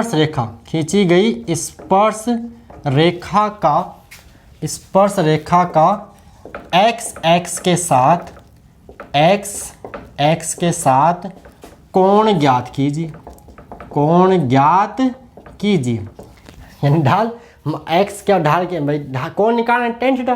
तो देखिए पहले क्या निकालना पड़ेगा आपको, dy बाई डी एक्स निकाल लो। dy बाई डी एक्स क्या आएगा, इसका करो अवकलन तो 3 तो कांस्टेंट, x की घात 2 का 2x, 7x का 7 कांस्टेंट माइनस 7, x का 1, 5 का 0। तो dy बाई डी एक्स आपको मिल गया कितना, 6x माइनस का 7। अब कहाँ निकालना है, 1,2 पे। तो आप पहले ऐसा करो, dy बाई डी एक्स का मान निकाल लीजिए 1,2 पर। यानी x का मान देखो, जो पहले होता है वो क्या होता है x, और जो बाद में होता है वो क्या होता है y। तो यहाँ पे आएगा 6 इंटू 1 माइनस 7, 6 माइनस 7, तो 6 माइनस 7, तो dy बाई डी एक्स का मान 1, देखो ये लिखने का तरीका होता है, ऐसा लाइन खींच के, इसका मतलब है कि आपने 1,2 पर इसका मान निकाल लिया। अब यहाँ y तो है नहीं, यहाँ तो x ही है, तो मैंने x का मान 1 रख दिया, तो कितना माइनस का 1 आ गया, माइनस का 1 आ गया। लेकिन अपने को dy बाई डी एक्स नहीं पूछा, इन्होंने क्या पूछा है, कोण बताओ। तो कोण निकालना आसान है, तो अपन जानते हैं m बराबर tan थीटा, m बराबर tan थीटा बराबर dy बाई डी एक्स होता है, बराबर dy बाई डी एक्स। ढाल क्या होता है, dy बाई डी एक्स। तो यहाँ से tan theta in dy by D x का मान कितना मिल गया, माइनस का 1 मिल गया। अब tan का मान माइनस 1 कहाँ होता है, तो प्रॉब्लम हो गई। tan का मान माइनस 1 कहाँ होता है, तो प्रॉब्लम हो गई, कहाँ होता है, कैसे निकाले। तो tan का मान माइनस 1 कहाँ होता है, प्रॉब्लम हो गई। तो देखो निकालते हैं। तो आप इसका ऐसा करो, tan थीटा, इस माइनस 1 को आप tan पाई बटा 4 लिख सकते हो ना। अरे भाई tan पाई बटा 4 यानी tan 45 डिग्री, और tan भाई मैंने किसने लिख दिया, मैंने रेड में लिख दिया। तो पाई बटा 4 यानी tan, ये बाहर माइनस है, लेकिन माइनस को अब देखो यहाँ टेन से काटना पड़ेगा, तो यहाँ माइनस को ख़त्म करना पड़ेगा। तो माइनस को ख़त्म करने के लिए अपन जानते हैं, ट्रिग्नोमेट्री पढ़ के आए हो ना, ट्रिग्नोमेट्री तभी तो पढ़ाई थी, ऐसे थोड़ी पढ़ाई थी मजाक के लिए कि ऐसे पढ़ा दी शुरू में, तभी तो मैंने सीधा अवकलन समाकलन नहीं पढ़ाया मैंने। स्टार्ट कहाँ से किया है? ट्रिग्नोमेट्री से। क्यों किया? क्योंकि मेरे को पता है, मैं पढ़ाता हूँ कि आगे दिक्कत आ जाएगी, इसलिए मैंने ट्रिग्नोमेट्री से स्टार्ट किया था। तो टेन थीटा बराबर, तो देखो इसको मैं लिख दूँ ten pi minus pi by 4। अब कईयों के बात समझ में आ गई, कईयों का हवा भी नहीं लगी, क्योंकि उन्होंने ट्रिग्नोमेट्री ध्यान से नहीं पढ़ी। जिनको ये बात समझ में नहीं आई है, इसका मतलब है उन्होंने ट्रिग्नोमेट्री ध्यान से नहीं पढ़ी है। तो ट्रिग्नोमेट्री का लेक्चर फर्स्ट ही देख लो, वही आपको सारी बातें वहाँ मिल जाए, क्योंकि फॉर्मूला होता है कैसा कि टेन पाई माइनस थीटा क्या होता है? Minus tan theta. तो देखिए आप क्या बन जाएगा, टेन थीटा बराबर टेन, 4 लघुत्तम लो तो 4 से पाई, 4 पाई माइनस पाई क्या आएगा? 3 पाई बाई 4 आएगा। तो थीटा का मान आ गया 3 पाई बाई 4। मैंने किस में लिखा है? रेडियन में। और चाहो तो डिग्री में लिखने के लिए आप इसको 180/पाई से गुणा करोगे तो आपको डिग्री में 135 डिग्री मिल जाती है। हो जाए 135 डिग्री आपका आंसर। ठीक है, अगला होमवर्क करना है तो होमवर्क लिख लीजिए एक सवाल। y बराबर क्या कर दे इसको? y बराबर 3x² minus 5x, 3x² minus 5x plus 9 के बिंदु 1,1 पर खींची गई, 1,1 पर खींची गई स्पर्श रेखा, खींची गई स्पर्श रेखा का x एक्स के साथ बनाया गया, या x एक्स के साथ बनाया गया कोण ज्ञात कीजिए, बनाया गया कोण ज्ञात कीजिए। ये आपका होमवर्क प्रैक्टिस करने के लिए, ये आपको करके देखना है। ओके, क्लियर है? समझ आ गया भाई? इसने कोण पूछा तो अपन क्या करते हैं? वो ढाल निकालते हैं। ढाल क्या होता है? कोई रेखा x एक्स के साथ धनात्मक समय कोण बनाते हैं, उसे ढाल बोलते हैं। तो ढाल का सवाल सोल्व कर लिया। अब अवकलन तो आपको अवकलन में सिखाई दिया, ये बात 1,2 पे निकाल लिया। भाई x का मान भाई 1,2 पे पूछ रहा ना, तो x का मान 1, y का मान 2, इसमें x का मान 1 रख दिया, सोल्व कर लिया। ये होमवर्क आप ट्राई करो। तो ये तो हो गया आपका ढाल का सवाल। अगला सवाल करते हैं अवकलन के जो अनुप्रयोग है। जैसे वे आपको विस्थापन समीकरण दिया है, वेग निकालना है, या मान लो त्वरण निकालना है, ऐसा सवाल करते हैं। क्लियर? तो आप होमवर्क नोट करो, ये सवाल नोट करो, उसके बाद अपन आगे बढ़ते हैं। बढ़ते चलो, आगे बढ़ते चलना है, पढ़ते रहिए तो आगे अपने आप बढ़ते जाओगे। मेहनत करनी पड़ती है आगे बढ़ने के लिए। सूर्य की तरह चमकना तो सूर्य की तरह जलना तो पड़ेगा ना। हाँ, चलिएगा नेक्स्ट। हो गया यहाँ तक? अब देखिए, अब आपको दिया होगा विस्थापन समीकरण दिया होगा, उससे वेग और त्वरण निकालना होगा। तो ये बात बताइए पहले तो, आप वेग त्वरण के बारे में कुछ जानते हो, थोड़ा बहुत आइडिया है? 9th में पढ़ा था। वेग क्या होता है? विस्थापन में परिवर्तन की दर को क्या बोलते हैं? वेग बोलते हैं। विस्थापन में परिवर्तन की दर, भाई वेग क्या होता है? विस्थापन बटा समय। 9th में पढ़ा था ना, 9-10 में। तो यहाँ देखिए जो वेग होगा वो होगा ds, यानी वेग होता है विस्थापन बटे में समय, यानी वेग को v बराबर ds by D T. ds यहाँ पे विस्थापन है और t यहाँ पे समय, तो वेग को बोलेंगे ds बाई डी टी। यानी विस्थापन समीकरण का अपन समय के सापेक्ष अवकलन करेंगे तो अपने को वेग मिल जाएगा। फिर त्वरण क्या होता है? तो त्वरण होता है वेग बटा समय।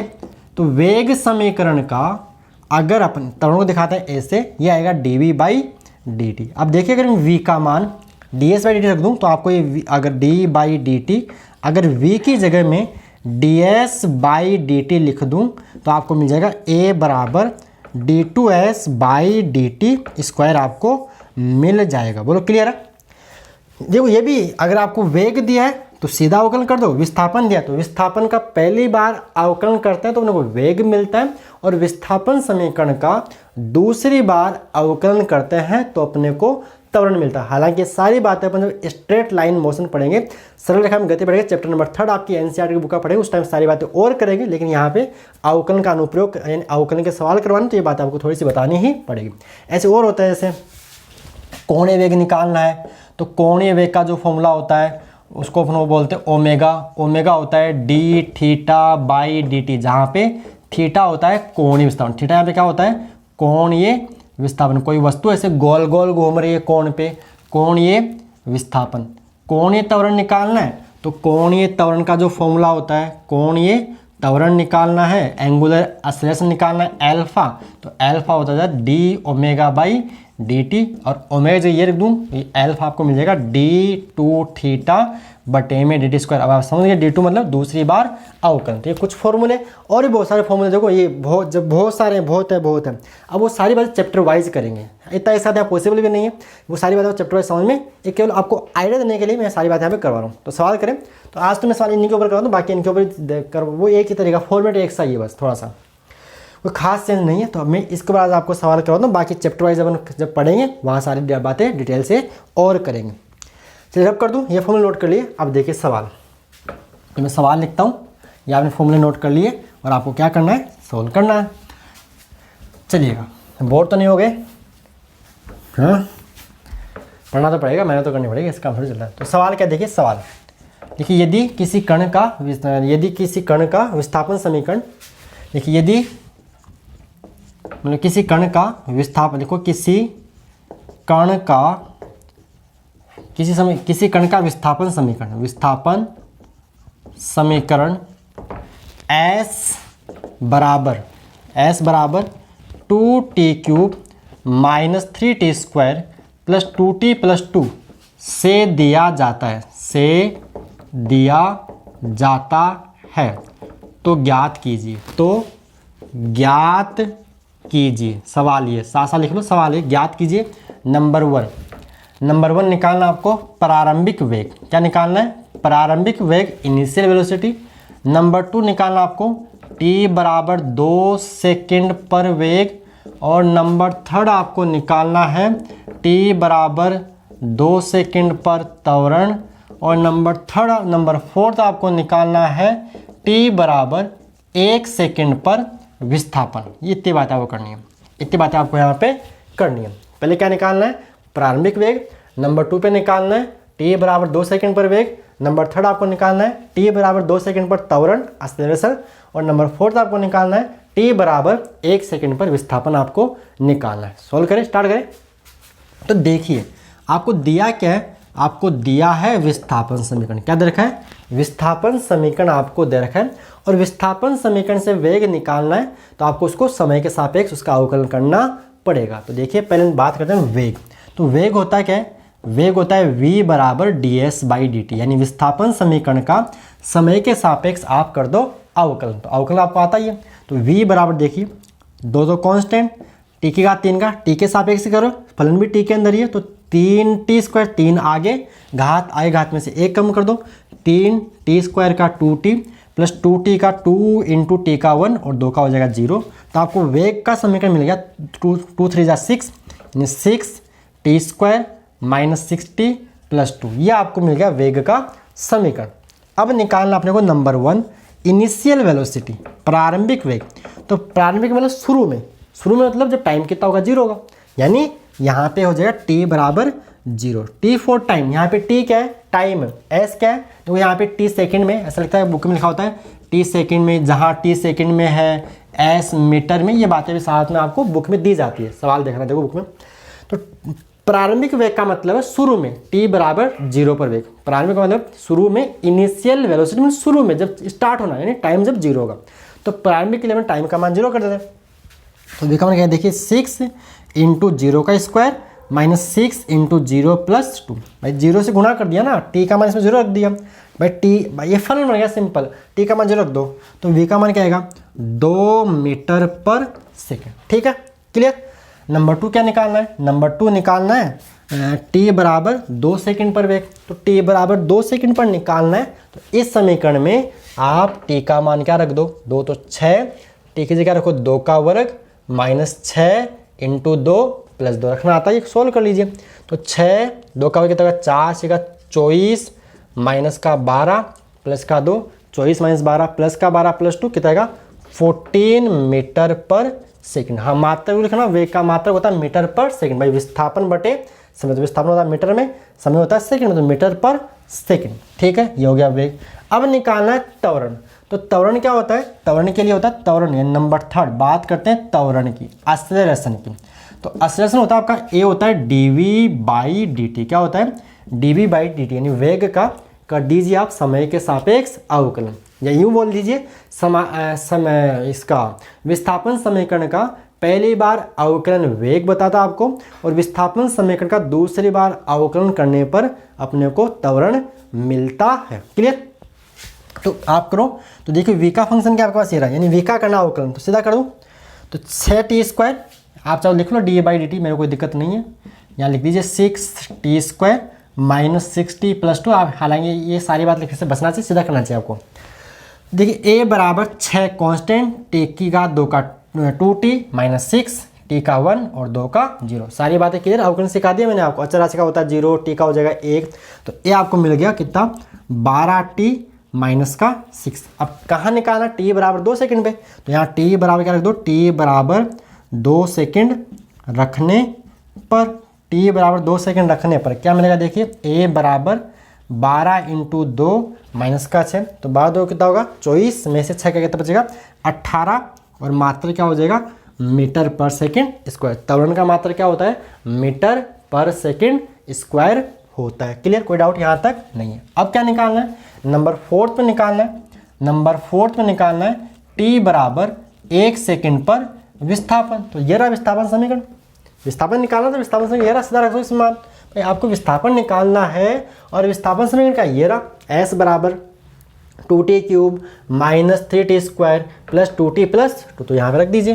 तो s बराबर विस्थापन, यानी t बराबर 1 सेकंड पर विस्थापन, डिस्प्लेसमेंट 8t = 1 सेकेंड। तो यहाँ इसमें t की वैल्यू 1 पुट कर दीजिएगा, तो s आपको मिलेगा 2t की जगह 1 का क्यूब - 3t की जगह 1 का स्क्वायर +2 × में 1 + 2, इसको सोल्व कर लीजिए तो 2 - 3 + 2 + 2, तो क्या था? 2 2 4 2 6 में से तो 3 मीटर, 3 मीटर, ये आपको मिल गया विस्थापन आंसर। ठीक है, तो ये था आपका सवाल। तो ऐसे सवाल आपको मिलेगा तो आप आराम से इजीली कर लोगे। एक दो सवाल और करवा जिससे आपकी प्रैक्टिस हो जाए। बस प्रैक्टिस ही करवानी है, बाकी तो आपको सब कुछ आता है, सब कुछ आप जानते हो, और नहीं जानते सीख जाओगे। कोई भी माँ के पेट से सीख के नहीं आता, सब बाहर आके सीखते हैं।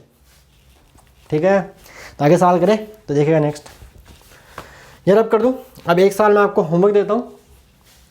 देखो ये क्या है? यदि किसी कण का विस्थापन समीकरण t बराबर √x -1, सही है, √x -3 निकल जाए, √x + 3 √x + 3। यदि किसी कण का विस्थापन समीकरण t बराबर √x + 3 से दिया जाता है, जहाँ t सेकंड में है वह x मीटर में। सवाल करवा दूंगा, मैं करवा देता हूँ। चलो नोट करो, मैं करवाता हूँ। इसको अब कर दूँ, हटा दो इसको यहाँ से। क्लियर है? ओके, चलिए आगे बढ़िएगा।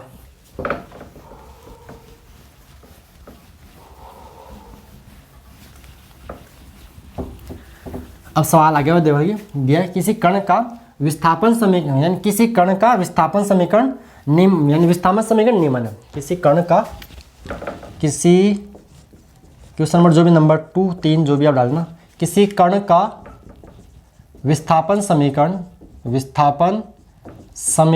क्या गिवन आपको?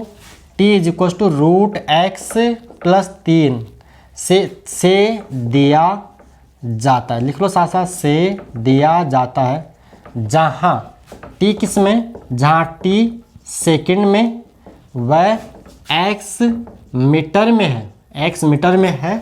तो सवाल देखिए, तो उस समय कण का विस्थापन ज्ञात कीजिए। उस समय कण का विस्थापन ज्ञात कीजिए। उस समय कण का विस्थापन ज्ञात कीजिए जब वेग शून्य हो। जब वेग शून्य हो, उस समय आपको निकालना कण का विस्थापन जब वेग क्या हो? शून्य हो। उस टाइम अपने को कण का विस्थापन निकालना है। तो सोल्व करें तो देखिए यहाँ पे पहले बात तो समीकरण उल्टा फुल्टा दे रखा है। यहाँ पे अपने को x, यहाँ पे देखो x क्या है? मीटर में। x इसमें x मीटर में, यानी x क्या है? विस्थापन, और t क्या है? समय। तो पहले अपन विस्थापन को अलग लाते हैं, उसको लिख देते √x। देखिए सॉल्यूशन इसका, अभी समझ आया? कुछ नहीं है। यानी उस टाइम आपको विस्थापन निकालना जब वेग शून्य, जब वेग 0 है, जब वेग शून्य है। तो देखिए यहाँ पे, तो t बराबर रूट एक्स प्लस 3 आपको दे रखा, तो इसको ऐसा लिख दूँ, रूट एक्स बराबर t माइनस 3 कर दूँ, प्लस में इधर ले, तो x को यहाँ से वर्ग उठाना है, तो देखिए यहाँ से मतलब वर्ग में उठाना है, तो इधर क्या कर दो, दोनों तरफ वर्ग करने पर, तो यहाँ पे वर्ग गया, यहाँ पे वर्ग आ गया, तो अब ये बन गया a माइनस बी का होल स्क्वायर, क्या होता है a square plus B square minus 2, ये भी याद करने पड़ेगा, a प्लस बी का whole square, a minus B का whole square, a plus B का whole cube, a minus B का whole cube, a cube plus B cube, a cube minus B cube, ये सारे फॉर्मूले आपको याद होने चाहिए। जब 9-10 तक आराम से रटे हो तो वो फॉर्मूले यहाँ भी काम आ जाते हैं। तो देखिए क्या है, a माइनस बी का देखिए आएगा a स्क्वायर माइनस यानी a माइनस का प्लस का यानी a square plus B square यानी प्लस का 9 और माइनस का 2ab यानी माइनस का कितना आएगा 6, क्या आएगा 2ab यानी 3 दूनी 6 यानी माइनस का 60। तो आपको मिल गया x बराबर टी स्क्वायर प्लस 60 माइनस 9। ये तो आ गया विस्थापन समीकरण, लेकिन अपने को विस्थापन समीकरण नहीं है, अपने को वेग चाहिए। देखिए वेग क्या होगा, तो वेग के लिए यानी वेग होता है v dx बाई dt, यानी ये विस्थापन समीकरण है, इसका करो अवकलन। तो क्या आएगा इसका अवकलन, देखिए मैं सीधा करता हूँ, टी स्क्वायर का 2t, 60 का 6 और माइनस 9 का 0, तो v आ गया 2t प्लस 6। अब देखिए v 0 कर दे, जब वेग शून्य हो तो वेग को 0 के बराबर कर दो, यानी 2t प्लस 6 को आप 0 के बराबर कर दीजिएगा। तो यहाँ से क्या मिलेगा, देखो 2t is equal to minus 6, तो t का मान क्या मिलेगा माइनस का 6/2, तो t का मान आएगा माइनस का 3 सेकेंड। अब ये टाइम आपको निकल गया, अब यहाँ से विस्थापन निकाल लीजिए। तो विस्थापन क्या है, तो t बराबर माइनस 3 सेकेंड पर विस्थापन आप निकाल लीजिए। तो क्या आएगा देखिए, x बराबर सीधा यहीं रख दूँ t माइनस 3 का स्क्वायर, तो 3 माइनस 3 का वर्ग। विस्थापन भी क्या है, जब वेग शून्य तो विस्थापन भी शून्य, आंसर। तो ऐसे सवाल भी घुमा फिरा के आए तो कर सकते हो। देखो सवाल को ध्यान से पढ़ना है, फिजिक्स में कुछ नहीं, जैसा सवाल बोलता है वैसा कर देना है। चलिए आगे बढ़े, आगे सवाल अपन और करते हैं। आगे देखिए नेक्स्ट सवाल, सवाल नंबर इसको रब कर दूँ या यहाँ लिख देते हैं, चलो यहाँ लिखते हैं। नेक्स्ट सवाल थोड़ा सा एसएसएम का लेते हैं, ऐसे मतलब सिंपल हार्मोनिक मोशन, सरल आवर्त गति का लेते हैं। अब देखिए अगला सवाल, क्वेश्चन नंबर जो नेक्स्ट सवाल लिखिए, किसी मतलब सरल आवर्त गति करते हैं, ऐसा लिखिए सरल, तब तो नहीं लग रहा, पहले तो पढ़ रहा है ना, अब सवाल करवा देते हैं। मैं क्या अवकलन में ये टॉपिक वाइज अपने को वापस सवाल मिलेंगे, लेकिन आप करवा दें। तो सवाल क्या देखिए, सरल आवर्त गति करते हुए, सरल आवर्त गति करते हुए किसी कण का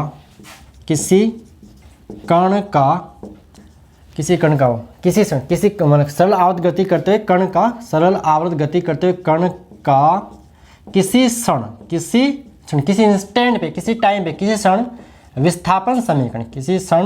विस्थापन समीकरण y is equal to a sine omega T plus 5। एक बार मार्कर चेंज कर दें, y बराबर a sine omega T plus 5 से दिया जाता है। एक बार y बराबर a sine omega T plus 5 से दिया जाता है,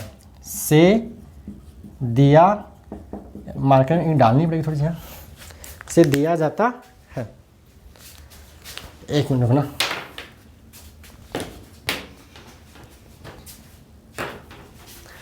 सवाल क्या है, सरल आवर्त गति किसी कण का विस्थापन समीकरण y बराबर a sine omega T plus 5 से दिया जाता है, जहां a ओमेगा वह फाई नियतांक है, जहां a ओमेगा वह फाई नियतांक है। क्या है, नियतांक है। तो ज्ञात की तो कण का वेग व त्वरण ज्ञात कीजिए। तो कण का वेग व त्वरण ज्ञात कीजिए, ये सवाल है। बस सिंपल सवाल है, कुछ नहीं। विस्थापन समीकरण दे दिया, क्या पूछ रहा है, वेग और त्वरण पूछ रहा है। तो वेग क्या होता है, वेग होता है विस्थापन। सॉल्यूशन देखिए, वेग क्या होता है, विस्थापन समीकरण का कर दो अवकलन, तो वेग आ जाएगा dy बाई dt, लेकिन किसके सापेक्ष, टाइम के सापेक्ष, क्योंकि वेग क्या होता है विस्थापन बटे में समझिए रहा y, तो कर दो इसका अवकलन, तो v d बाई dt। अब अवकलन करना आपको आना चाहिए, उसमें गलती मत करना, बस a sine omega T plus 5। वैसे ओमेगा को बोलते हैं कोण आवर्ती बोलते हैं, को आयाम बोलते हैं, 5 को फेज बोलते हैं, कला बोलते हैं। मैंने आज नियतांक बोल दिया, वो छोड़िए क्या चीज़, वो बाद में जब चैप्टर पर पढ़ेंगे उस टाइम बात कर लेंगे। अब करो अवकलन, तो ए तो कांस्टेंट है, बाहर आ जाएगा। साइन का अवकलन क्या होता है, कोस होता है तो कोस ओमेगा टी प्लस फाइव, कोई डाउट नहीं है। अब ध्यान रखना किसके सापेक्ष अवकलन कर रहे हो, टी के सापेक्ष, तो टी के साथ गुणा में कौन है, ओमेगा, तो ये गुणा में बाहर आ जाता है। अवकलन करना सिखा रखा आपको, तो v आपको मिल गया ए ओमेगा इंटू में कोस ओमेगा टी प्लस फाइव, ये तो आ गया v, ये तो आ गया v। लेकिन अपने क्या निकालना है, ये तो पहला आंसर मिल गया वेग और त्वरण, तो पहला आंसर आपको मिल चुका। अब आगे क्या निकालना है, आगे मैं यहाँ लिखता हूँ, इसके बाद यहाँ कर रहा हूँ। आगे निकालना है त्वरण, इसके बाद मैं यहाँ लिख रहा हूँ। तो त्वरण क्या आएगा, तो त्वरण होता है वेग का कर दो अवकलन, यानी ये होगा आपका dv बाई dt। अब v ये पड़ा, तो इसका करो अवकलन, तो क्या करोगे, d बाई dt, v कितना है, ये रहा a ओमेगा, कितना है a ओमेगा इंटू में कोस ओमेगा टी प्लस फाइव, तो सोल्व कर लो। अब देखिए a और ओमेगा तो कांस्टेंट है, बाहर आ जाएगा। अब अंदर चलो, कोस का अवकलन क्या होता है, माइनस साइन थीटा, तो यहाँ पे minus sign omega T plus five. फिर से गलती मत करना, टी के साथ अवकलन कर, टी के सापेक्ष अवकलन कर रहे हो तो टी के साथ जो गुणा में है वो गुणा में बाहर आ जाता है, तो आंसर हो गया इसका ये minus A omega square sine omega T plus five, ये इसका आंसर आ गया। और मैं चाहूँ तो मैं ऐसा भी इसको लिख सकता हूँ, कैसा लिख सकता हूँ, कैसा, minus omega square A sine omega T plus five, ऐसा लिख के मैं इसको ऐसा भी लिख सकता हूँ, कैसे, ध्यान से देखिए, a sine omega T plus five y के बराबर है, तो यहाँ से a बराबर माइनस ओमेगा स्क्वायर वाई भी अपन लिख सकते हैं। ये समीकरण आपको दोबारा से देखने को मिलेगी जब आप SHM पढ़ोगे, सिंपल हार्मोनिक मोशन, सरल आवर्त गति का चैप्टर पढ़ोगे, उस टाइम आपको यही समीकरण वापस देखने को मिलेगी। ठीक है, तो ये आप ऐसे वेग त्वरण अपन ऐसे निकालते हैं, तो ऐसे आप कर लोगे। अब बात करते हैं इंक्रीमेंट डिक्रीमेंट वृद्धि दर वाले सवालों की बात अपन करते हैं। इतनी बात क्लियर, या आप नोट करो, इसको मैं रब करता हूँ। उसके बाद अपन जैसे किसी वलय को गर्म कर दिया तो गर्म करने में उसका क्षेत्रफल बढ़ जाएगा, तो किसी टाइम पे क्षेत्रफल में वृद्धि की दर ज्ञात करनी है। जैसे गुब्बारे में हवा भर रहे हो तो फैल रहा है, तो उसमें मतलब आयतन में वृद्धि की दर ज्ञात करनी, ऐसा सवाल अपन यहाँ पे करते हैं। चलिए सॉल्व करें, बढ़े आगे, तो देखिएगा नेक्स्ट अगला सवाल।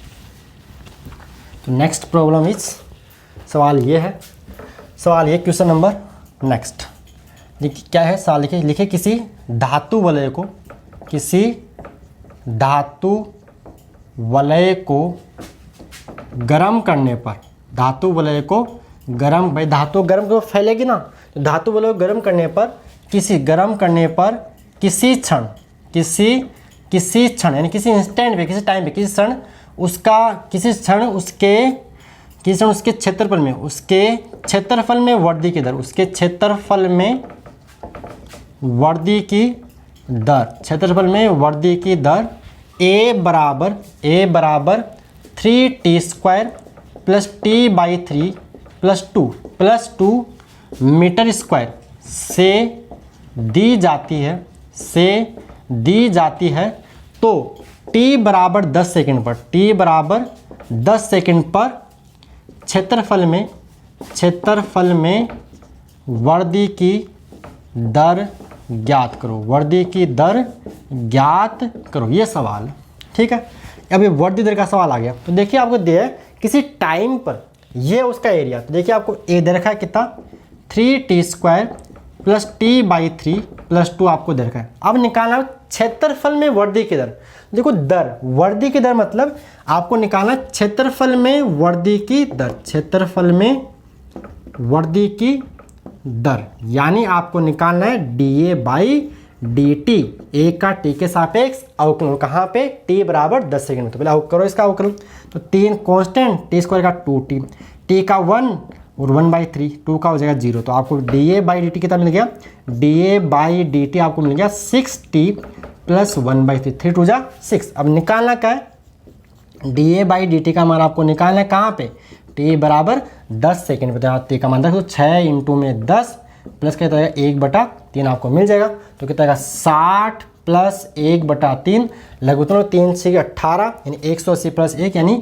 181/3 मीटर स्क्वायर पर सेकंड। कैसे? ऊपर कौन है? क्षेत्रफल, मीटर स्क्वायर नीचे सेकंड, मीटर स्क्वायर पर सेकंड। ये होते हैं आपके क्षेत्रफल में वर्धित दर वाले सवाल होते हैं। ठीक है, कोई डाउट इसमें नहीं है? समझ आया नहीं है भाई? आपको देखा किसी टाइम पे उसका एरिया टाइम के अनुसार ऐसे चेंज हो रहा है, जैसे टाइम बढ़ा उसका एरिया ऐसे चेंज हो रहा है, तो आपको किसी टाइम पे मतलब t बराबर 10 सेकंड पर क्षेत्रफल में वृद्धि की दर आपको निकालनी थी। ये सवाल आपका हो गया। एक सवाल और करते हैं जो बुलबुले का होगा, मतलब गुब्बारे में हवा बढ़ती तो फूल रहा होगा, फैल रहा होगा, ऐसा सवाल है। यानी ये वृद्धि दर यानी कि वाले सवाल होते हैं, इंक्रीमेंट, डिक्रीमेंट, घटाव, बढ़ रहा, ऐसा सवाल। Okay, clear? सवाल समझ में आया? तो ये अवकलन के ही सवाल ऐसे आपको देखने को मिलेंगे। ऐसे सवाल आपको अवकलन में देखने को मिलेंगे। एक सवाल और करते हैं, एक सवाल और कर, इसको रब कर दूँ, इसलिए लिखते हैं। देखिए सवाल, अगला सवाल, ये नेक्स्ट सवाल। सवाल क्या है? मतलब किसी मतलब क्या लिखोगे? वायु, सवाल दिखा देखो क्या लिखे।